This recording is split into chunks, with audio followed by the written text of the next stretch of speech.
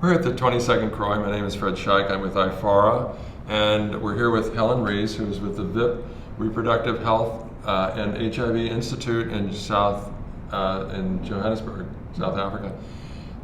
We appreciate you taking the time. We just finished a press conference where the data was presented, and we'll let you introduce your study and the results.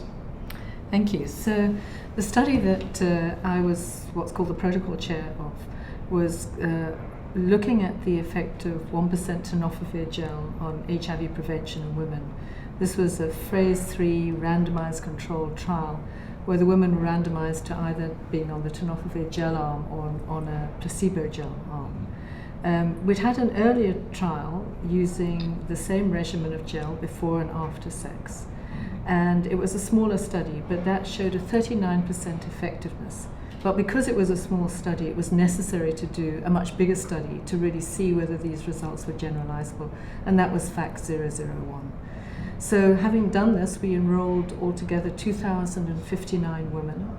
Half were in the placebo arm, half in the tenofovir gel arm. At the end of the study, unfortunately, although it was a well-done study, most of the women were retained in the study, we found that there was no difference in HIV protection in the tenofovir arm and in the placebo arm. And that was disappointing because we weren't able to support the earlier, smaller study. So we then looked to see, well, why was that? Was it that the women didn't use the product, or was it that the product didn't work, or was it a bit of both? And what we actually found was that actually the women in the study, on average, protected between 50 to 60% of their sex acts by using the gel, which was not bad. A much smaller number, however, only 13% were able to use the gel 80% of the time or more. Mm-hmm. So in that top adherence group where women were really able to use it was a much smaller number. And clearly that meant that we weren't getting enough women into that high adherence group to really show that the gel worked. We looked at adherence in another way. We took samples from the women throughout the study, and at the end of this we took a sample of the overall big sample of women in the study, about 200 women out of 2,000. And we looked at whether they had tenofovir in the samples we'd collected throughout the study, yes or no, and if there was a relationship to HIV and having tenofovir present. Mm-hmm. And what we found was that about 20% of the women, 22% of the women had tenofovir in those samples from the vagina all the time, about 65% some of the time, and only 13% never had any tenofovir. And that told us that 87% of the women were trying to use it, were trying to use the product, but just not using it that well. And the final thing that we did was then to say, well, if tenofovir is present and the woman has had sex, versus if tenofovir is present and the woman is not present and the woman had sex, is there a difference in HIV protection? And we found that if tenofovir was there, that the woman was about 52% protected against HIV. So the big message, putting all of that quite complex data together, is to say that overall, in this population of young women, young South African women, who were very young, average age of 23, who were mostly single, and who were mostly unemployed, so these were poor young women, many of whom were still living at home, so they weren't having sex at home, there was no privacy, they were having sex outside the home. So in this group of women, this product could not protect them against HIV. In a subgroup of women who were able to use the product to a very high level, we did see some protection when we looked at the tenofovir levels against HIV, but overall in this population, just at a population level, unfortunately the product didn't work. There were some that actually used it to get enough of it where it needed to be, exactly, to be effective, and it would work in that case. Well, the suggestion was, when we looked at the tenofovir levels in HIV protection, mm-hmm. that if tenofovir was there was a 52% protection versus if tenofovir wasn't. But were they able to achieve that amount? Well, what it meant was that what we think is happening is that for the gel to work, we think probably the gel does work if it's used to a very consistent and high level. So a proper amount of application. A proper amount of application, so more than 80%. Mm-hmm. But it was difficult. Only 13% of the women managed to get into that category. Mm-hmm. So for the majority of the women, although they were managing to use it 50-60% of the time, it was a minority of women who managed to use it enough where we think that we were seeing an effect, a protective effect of the So gel. do you think there wasn't enough tenofovir per spoonful of gel, if you will? You know, so you mean if we'd had a more concentrated gel, would it have worked better? I don't know that that's the problem. It seems to me that more of the problem is that you had to have the gel present when you had risky sex. Right, at that moment. At that moment, you had to have the gel present. It wasn't very forgiving. If it wasn't there, it wasn't going to protect you. So although using the gel 50-60% of your sex acts isn't too bad, it did mean that 40% of your sex acts for the women, they were not protected. And if you So you think it might be rounds or something like that? It could either be rounds, or it could be that even if you had the gel and then you had sex, you know, several days later without protection, the gel didn't hang around long enough to protect you. So, you know, and it could be that the women might have been using the gel with one type of partner and not using the gel with a higher risk partner, for example. So there are many different interpretations. We haven't yet unpacked and analysed all the data. We have a lot of qualitative social science data that might give us more insight. That was, I guess, my question at the press conference was that whether you did a lot of focus groups or something and that would then be, could mine the data on that and see what you come out with, maybe some reasons more definitive based upon what comes out of this. You know, the kind of things that women would tell us would be, that they'd go away on holiday, they'd forget to take the gels. Right. Or they'd go out for an evening to a club, not anticipating to stay out, and then they stayed out with a boyfriend. Or that they went to their boyfriend and they were only intending to stay one night, and they stayed night 2, night 3, and then they didn't have more gels. Enough of it, yeah. So I think that what was really the picture that we were getting was that for these young women in their lives, especially because, as I say, about 2/3 of them were sharing a house with parents, with siblings, so they had no privacy, so they weren't having sex at home. They were always going outside the house for sex. And that meant that it was very difficult to negotiate the gel into the life. It's probably easier if you're in a stable relationship living with your partner and you can keep the gels there, but much more difficult if your sex life is just always somewhere else. So is this something that maybe can be remedied, do you think? Or because I don't know, it's a good question. How do you I mean, women usually have a purse, but is this something that they may be afraid that somebody will see in their purse, or they're in their property? Or is there some people that go through purses at some point and check out? I think that it's probably a host of those reasons. Yeah. I mean, we spent a lot of time, every month a woman would come back to the study and there'd be a whole discussion with her about how she'd managed to use the gel and when she didn't manage. And then what she had was, with the counsellor, was to work out a strategy to address the difficulties she'd had in the previous month. And the woman would almost write that prescription for herself. So if it was, I didn't have them in my handbag, well, what if you keep 2 in your handbag all the time? If it was, I thought I was only going out for 1 night and I went out for 2. Well, next time, what about taking 4? How about that? So the woman all the time was trying to come up with remedies. And actually what we saw in the course of the study was a steady increase in trend of gel use.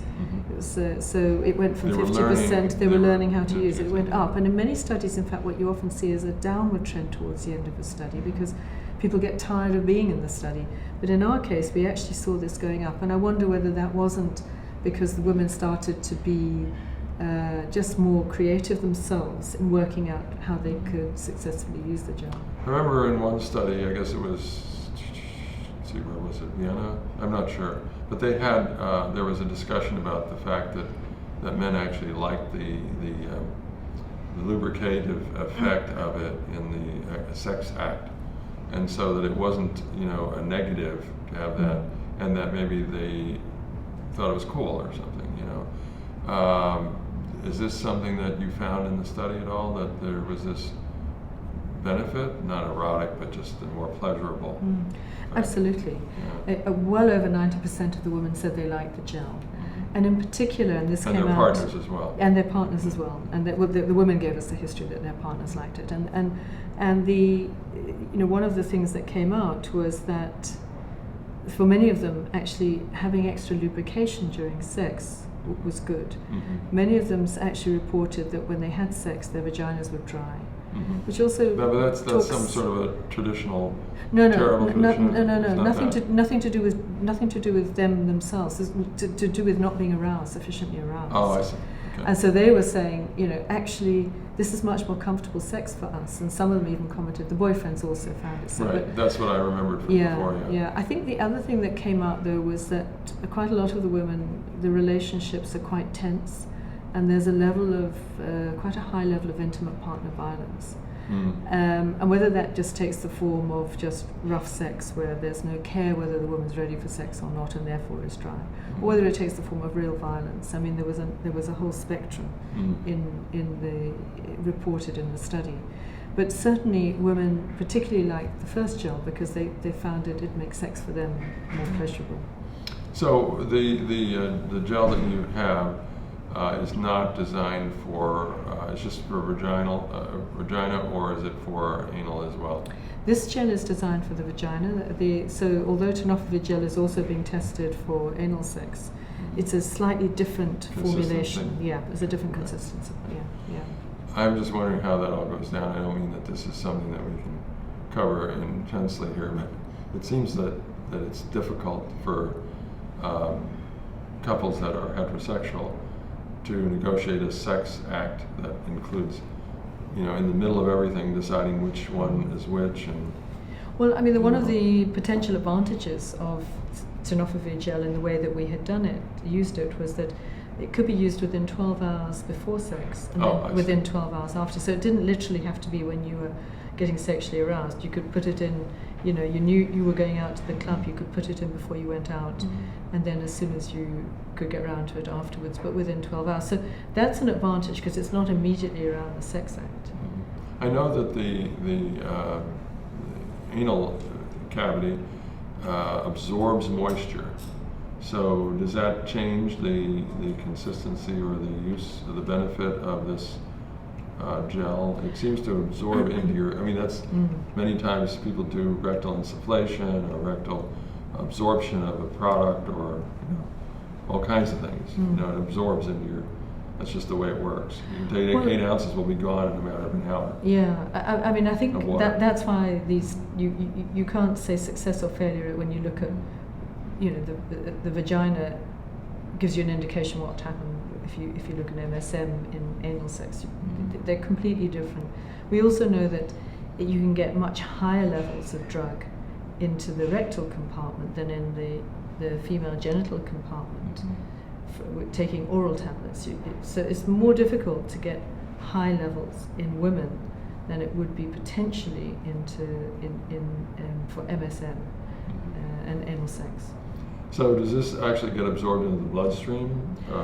It does, but at a very small level, which is of course an advantage because many people might not want to take an antiretroviral, systemically that will go into the bloodstream in a big way, but they're more comfortable just to take something that works locally.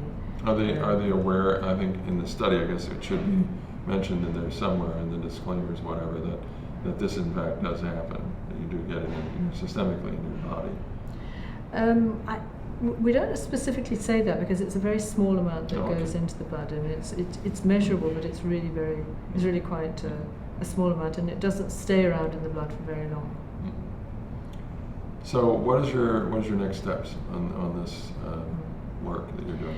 Well, the other thing that we still haven't analysed is whether this gel is protective against herpes.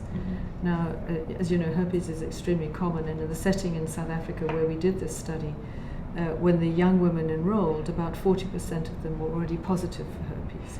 So this is a really, really common infection. But we also know that it works hand in hand with HIV, and pretty certainly is a driver of HIV infection as well. They drive each other, in fact. So we're looking now to see whether the gel was protective against herpes. Now, if it was protective against herpes, there might be an opportunity to do to look at registration for that indication. But we're also looking at the samples that we've got, not only in this study, but in 2 other studies that have looked at tenofovir gel for heterosexual sex, where in the tenofovir levels that we've seen and in the sub-study that we did, this level of protection that I mentioned, 52%, was consistent against all of them. So there'll be a discussion about whether, noting those findings from three studies, whether there's a way that this product could be taken forward in some form or another. Meanwhile, we're back with Jeana McCormic, and you came in a little bit late, so we're kind of reshuffling here a little bit. But it is good that you did show up, because I think we got a number of the main studies in PrEP represented on our whole collage of video that we're doing here at the CROI, and we appreciate the opportunity to do this with you. But Sheena, if you would, give a little background on yourself and your affiliations, and then we'll go into the study. Okay. So I work for the MRC Clinical Trials Unit at UCL, where I've been coordinating HIV prevention trials since 1994, trying to find something biomedical to reduce the risk of HIV, to no avail. And then in 2010, of course, since 2010, we've had like or 2009, I suppose I should say, because that's when the vaccine trial reported reduced incidence. So there's been a series of trials, haven't there? And so it's been my pleasure to kind of be involved in an oral PrEP study, which was perhaps the most relevant to our epidemic in the UK, because it's focused in gay men in terms of the new HIV infections that were acquired in the UK. And most of those are diagnosed in sexual health clinics. We have a network of those. I think that's slightly unusual. They're linked through professional guidance. About 110,000 HIV negative gay men are seen in those clinics each year. And we report the diagnoses made and the services we provide into Public Health England, and they're collated once a year. So we have incredible data, surveillance data, that allow us to measure how common STIs are and to estimate the HIV incidence in that population. So when IPREX reported this reduction in gay men and transgender women, that was really relevant to our epidemic. But we did a broad stakeholder consultation, and what everybody was concerned about was that if you gave people a drug, they knew it reduced the risk of HIV, they might abandon other risk reduction strategies. And if that did mean a substantial abandonment of condoms, there might be an increased risk of people being exposed to the very high levels of virus replication we see in seroconversion. I mean, it's not unusual to see 60 million copies of virus, and you think, well, could a tablet overcome that? Maybe not. So we were worried about that. Is it going to big enough log drop, even on antivirals? It just might. Well, this is not on antivirals. No, but I'm saying if you used antivirals and stuff. If you did, but of course, in seroconversion, most people believe themselves to be HIV negative, right. So they're having sex in a sort of HIV negative status, right. But they're highly infectious. Right. And so we were saying you could walk out the clinic today with a negative finger prick test, but you could be highly infectious. Or just have a sexual encounter and the next day. Yes, exactly. And then believe for the next 6 months you're negative. Exactly. So we were worried about this, and so the only way that you can address this question of does it work in the real world is to create this situation where you compare PrEP to no PrEP. And we did that somewhat artificially by randomizing men in PROUD to have Truvada straight away for 2 years, or not to get it for the first year, only to get it in the second year. So in that first year, you've created PrEP versus no PrEP comparison. And there were a number of findings to come out of that. So the first one was that the rate of HIV in the people who were not getting PrEP was higher than we had expected, based on the overall gay men attending the sexual health clinics. We estimated it would be 3 overall gay men, but in PROUD it was nearly 3 times as much, it was 8.9, so it was very much higher than we expected. And then the second thing we found was that PrEP worked incredibly well in the real world setting. There was an 86% reduction in HIV, only 3 people in the immediate PrEP arm caught HIV in that phase, and 19 in the deferred arm caught HIV. And of those 3 individuals who caught HIV, one was diagnosed very early on, and I think the most likely exposure was actually a week before he entered the study. So he was probably already positive, even though the tests were negative. And the other 2 defaulted from follow-up, and well, they couldn't have drug because there was no other way to access PrEP in the clinic system. But we know for sure that one of those individuals was admitted in a seroconversion illness, and he said he hadn't taken any PrEP for months. So we're very confident, reasonably confident, that 2 of those were not on PrEP, and the 3rd individual we know a little bit less about, but he presented with an HIV positive test 14 months after he enrolled and only took one prescription in the study. So again, I suspect 3 seroconversions that were not linked to PrEP.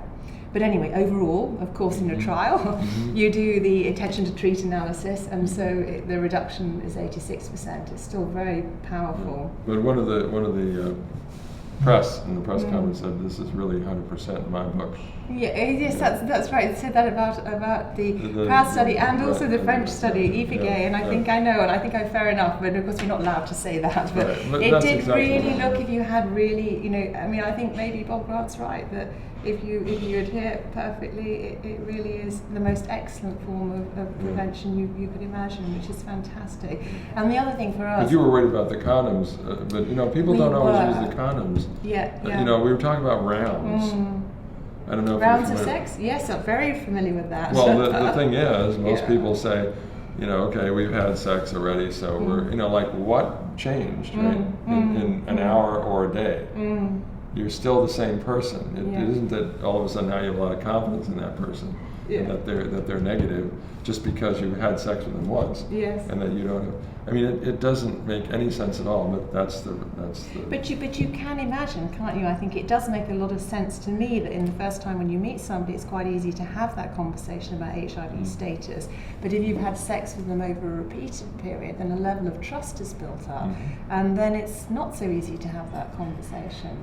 It's a little bit hard. Yeah, I guess it's true, but that's what apparently the issue is, and they seem to sense the sense of trust. And so I think it's valid concern. Most definitely. But for us, certainly in our setting, I guess one of the most powerful results, obviously the 86% reduction in HIV is fantastic, but when you combine that with the very high rate of HIV in the deferred group, we get this very large rate difference between immediate deferred, and that translates to this sort of only 13 people needed to treat to avert one infection. That's really quite amazing. So I think it's been great. I think we've been able to demonstrate you can deliver PrEP in this sexual health clinic network, that people who really did need it came forward to access it, and they were very willing to take it. So how did you define the population? Were they self-defined? You always have criteria in a protocol, but we tried to make them as simple as they would be and as close to what it would be in the real world. So it was condomless anal sex within 90 days before they had enrolled, and the likelihood to do so again. I think that maybe was quite important, the acknowledgement that it was likely to happen again in the next 90 days.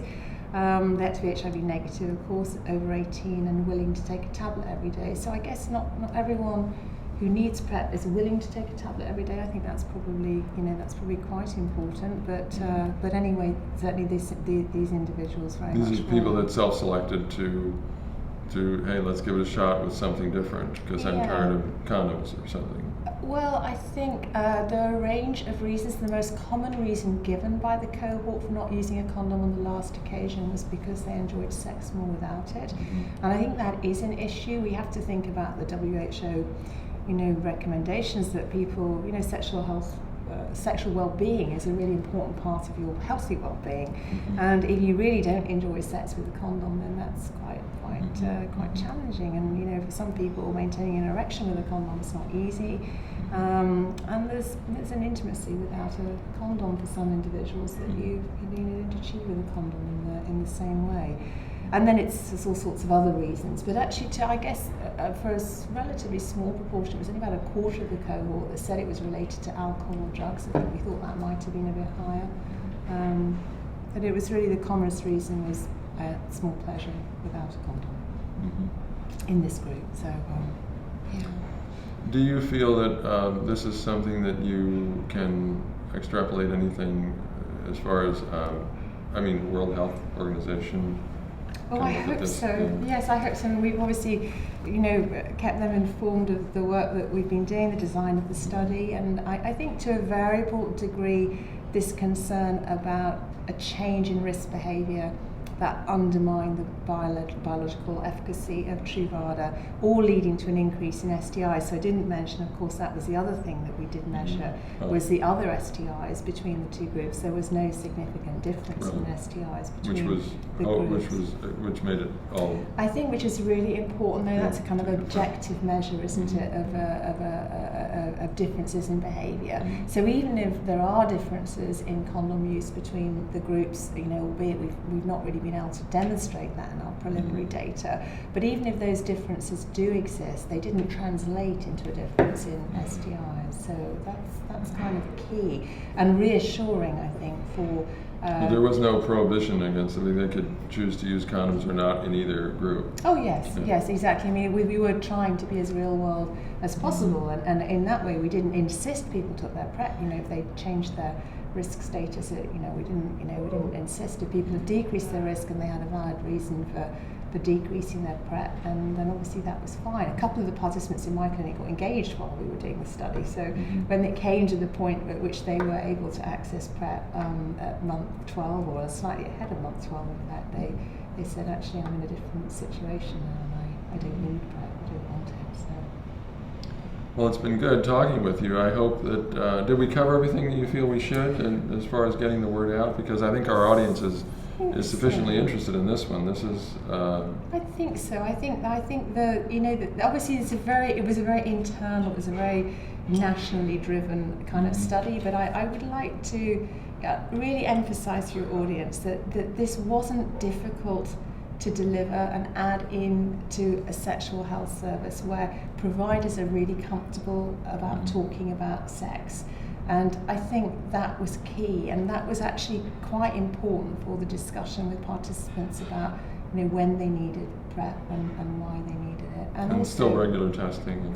Still regular testing, and the one thing that it gave us was some contact, repeated contact. So it also gave better opportunities to open those doors for other interventions. So if people had problems with recreational drugs, and particularly some of those chemsex drugs, they can be quite destructive. And it was, you were able to develop a relationship with people, and then make more successful referrals into other behavioural interventions, so that people were able to separate themselves from some of those risks. And a couple of our participants in a debate that I participated in, one of them said, he felt that the sexual risks he was taking were kind of a form of self-harm, and he hadn't entirely realised that until he came into the study and he was recording what he was doing. He hadn't really quite realised, and he came to feel that